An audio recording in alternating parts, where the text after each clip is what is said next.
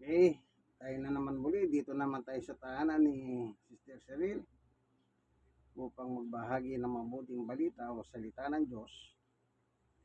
Ako, may dala tayo, manipis, New Testament lang. Kahit New Testament, importante meron tayong ginagamit na Biblia kasi mahirap naman yung kung nagsishare tayo, wala tayong ginagamit, wala tayong pinakikita, wala tayong binabasa.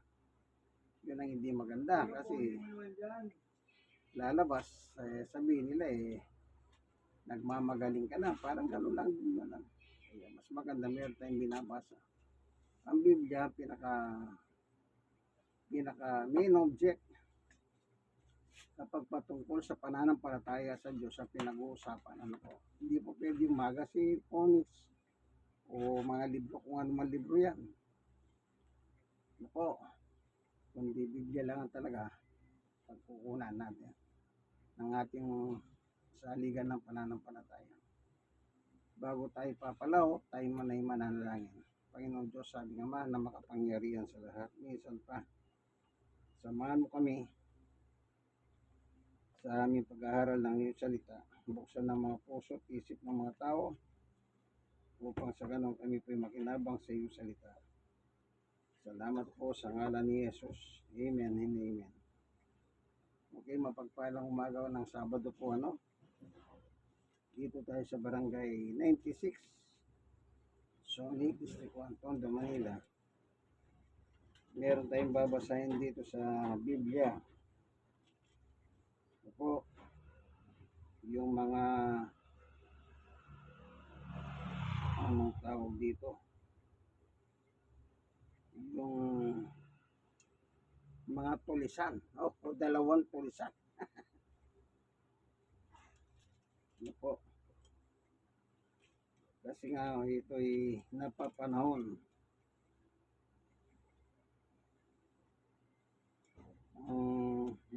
Malapit nang ipagse-celebrate yung mahal na araw, kaibigan.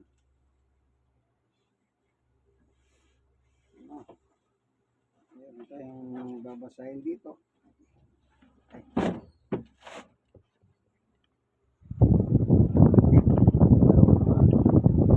Papatungan niya tayo.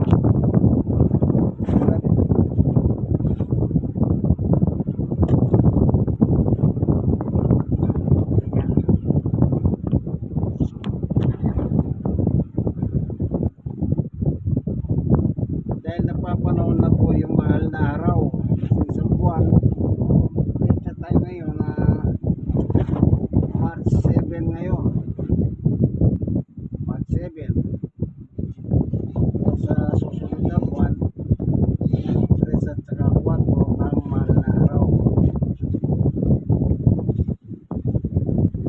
Dito po sa sulatan,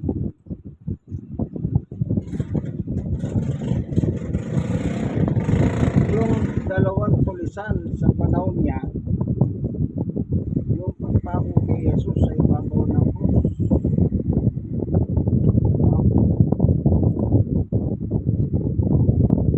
Dito sa chapter 23 ng San Lucas, sabi rito sa 32, may dinala pa silang dalawang salarin upang patayin kasama ni Jesus. So hindi lang pala yung dalawang salarin ang papatayin, kasama si Jesus sa kanilang papatayin.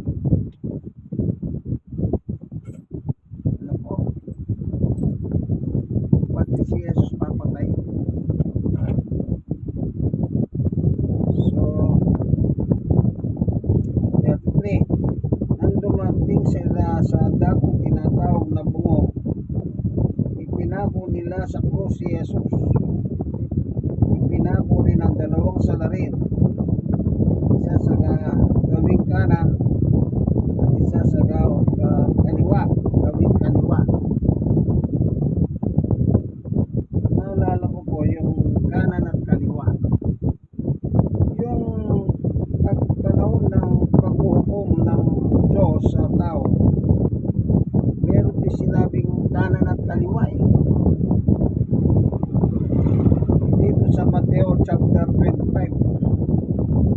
31. Darating ang anak ng tao bilang hari, si Jesus po ito, kasama ng lahat ng anghel at pulupok sa kanyang maringal na trono.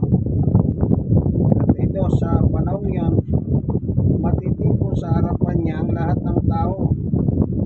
Sila'y pagpupot-pupurin niya tulad ng ginagawa ng pastol sa mga tupa at mga kambing. Ilalagay niya sa kanyang kanan ang mga tupa, sa kaliwa ang mga kambing. Parang ganito po yung dalawang salarin. Anong sabi? Isa sa gawing kanan at isa sa gawing kaliwa. 34. Sinabi ni Jesus, patawarin mo sila sapagkat hindi na nalalaman ang kanilang ginagawa. At nagsapulara sila upang malaman kung sino sa kanila, kung alin sa kanyang mga kasuotan ang mapupunta sa isa't isa. Kita niyo po. Alam na ni Jesus na mamamatay siya. Kaya timano, hindi na sila ng tawad ng Diyos. Ni Jesus sa Diyos. Oo, ganito nakalagay. Sinabi ni Jesus, Ama, patawarin mo sila. Anong dahilan? Bakit kailangan patawarin sila ng Diyos? Ayon sa salita ni Jesus Christ. Sapagkat hindi nila nalalaman ang kanilang ginagawa. Alam niyo po, kung alam lang nila na si Jesus ay tagapagligtas nila, hindi nila gagawin yan. Hindi nila gagawin kanya lang, hindi nila alam. At bukod pa ron, hindi naniniwala ang tao noon na si Jesus po tagapagligtas. Magiging mismo mga kababayan niya, na niya na sinabi nila, ikaw nagpupunwari kang Diyos samantalang tao ka. Tingnan natin yung eksena. Punta na tayo po rito sa dalawang tulisan. Anong naging eksena nila? Titingnan natin.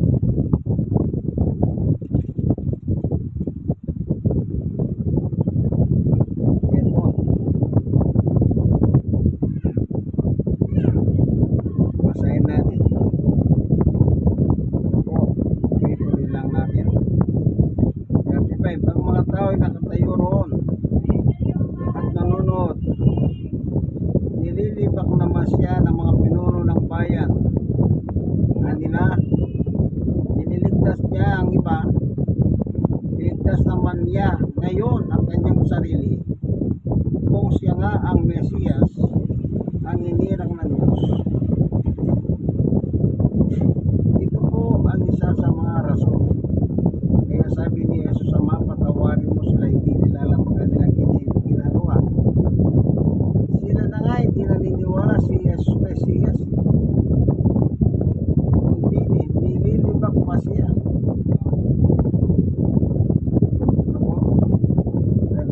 Nilibak din siya ng kawal, hindi lang tao bayan, pati kawal. Yung kawal, ito yung nagdala sa kanya. Habang pasan-pasan niya po yung krosa,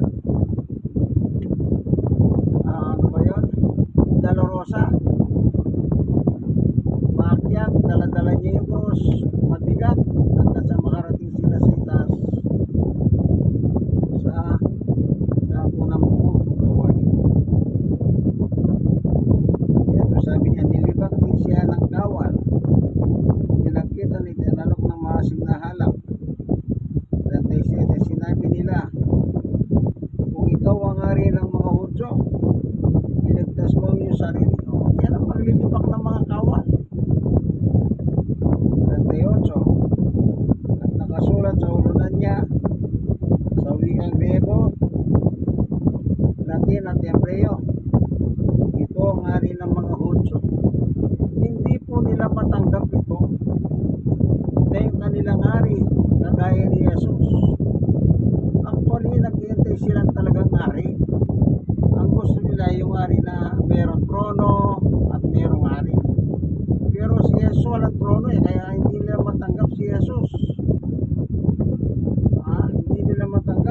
kaya nililibak nila.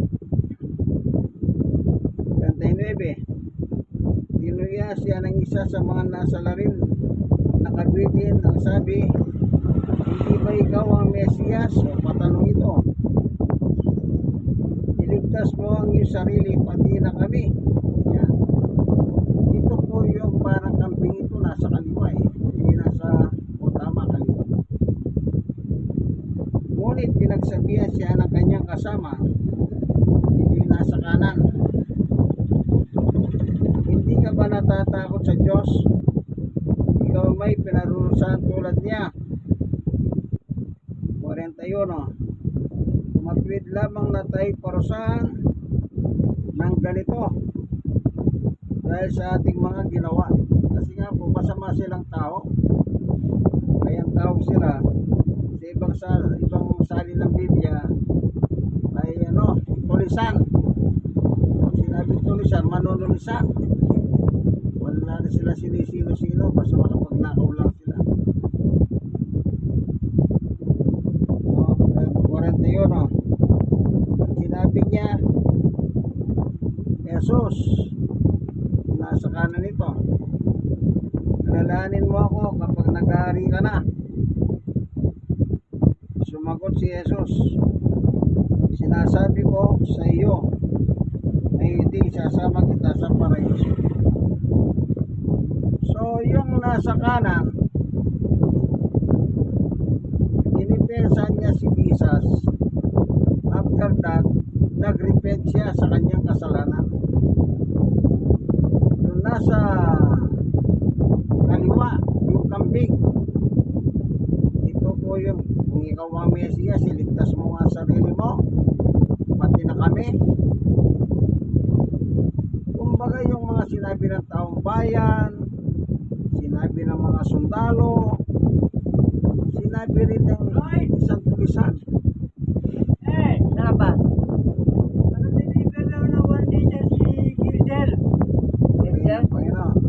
Gilder, sige. Bibigyan nila Gilder na 1 liter. Hindi nila kilala ang kanilang ipinako sa krus na siya pala ang tagapagligtas natin, Mesiyas.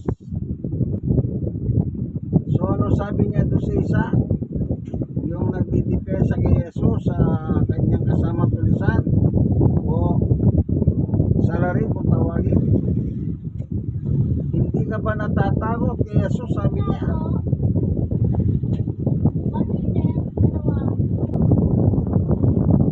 So sabi ng Panginoong Jesus, ngayon din, alam niyo po, lahat ng mga tao, kapag nagsisi po tayo ng ating kasalanan, ay ngayon din, matatamo po natin ang kapatawaran sa ating mga kasalanan, kaibigan. Tingnan niyo po yung sinasabi ni Apostol Pablo sa kanyang sulat. Basahin po natin sa loob.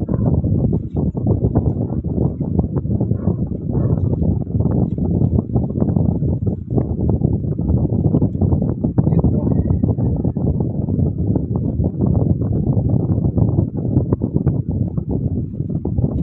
Nakalagay dito ay ganito po.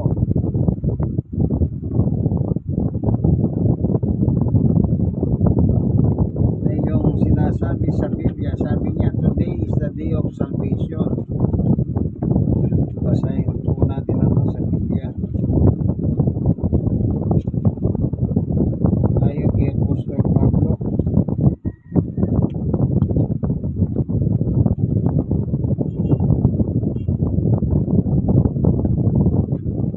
Kung saan ang sabi niya,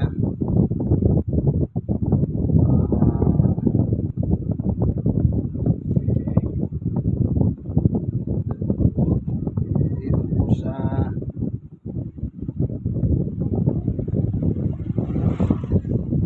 nananap lang natin mga kung sinabi ng ating Panginoon. Ayan, apostol na si San Pablo, apostol ng mga Gentil.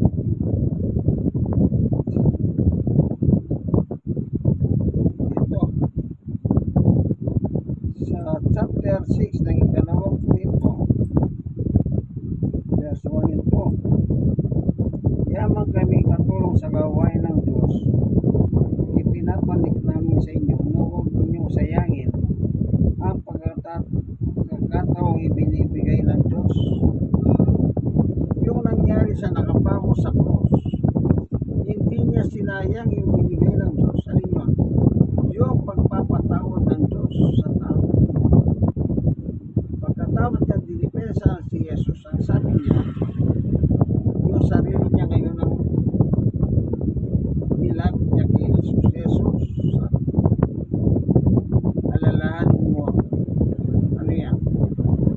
Nangungumpisal na po yung isang salarin o isang tulisan na nasa kanan. Dos, sapagkat sinasabi niya, sa kaukulang panahon ay pinakinggan kita, sa araw ng pagliligtas sinakluluhan kita. Tingnan ninyo ngayon na ang panahon nararapat, ngayon na ang araw ng pagliligtas. Yun nakapako sa cross na isang salarin o isang tulisan. Today is the day of salvation. Natamo niya po ngayon din, sabi ni Jesus, today isasama kita sa paraiso. Kasi namatay sila noong oras din yun. The moment na kinompes mo yung sarili, yung kasalanan mo sa Kanya, yun ang sinasabi today.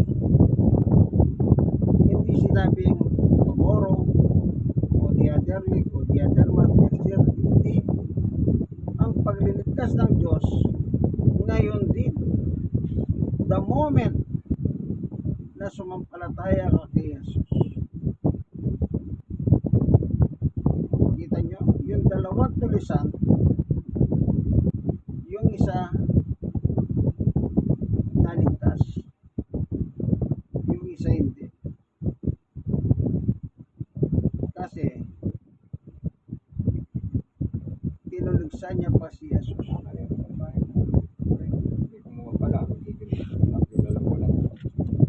Ayun ang Panginoon.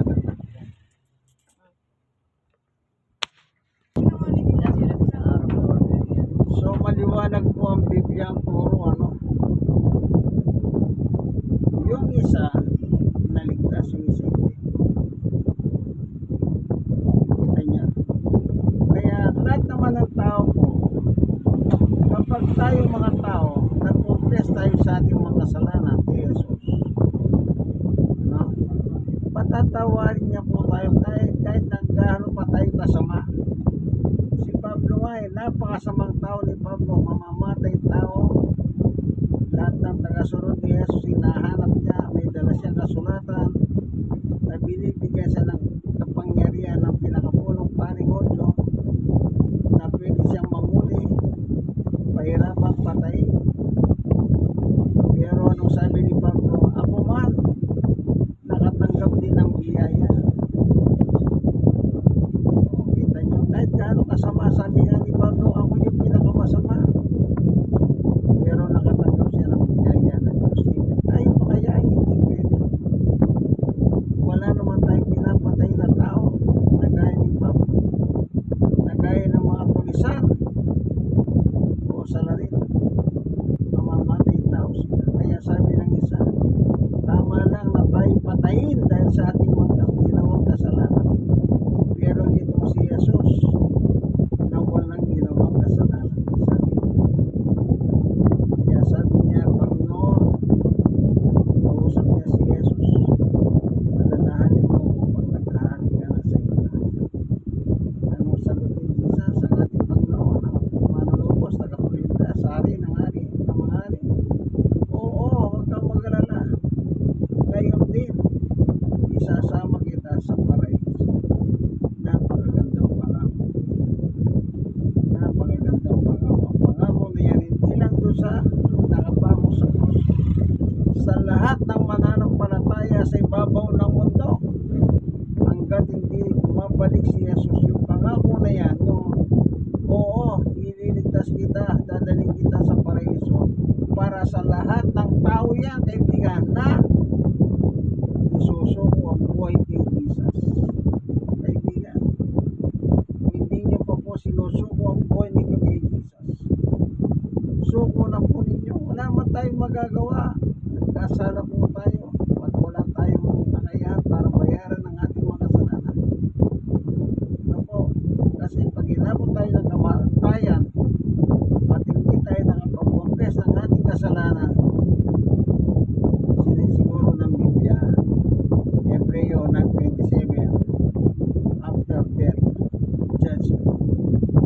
salamat po.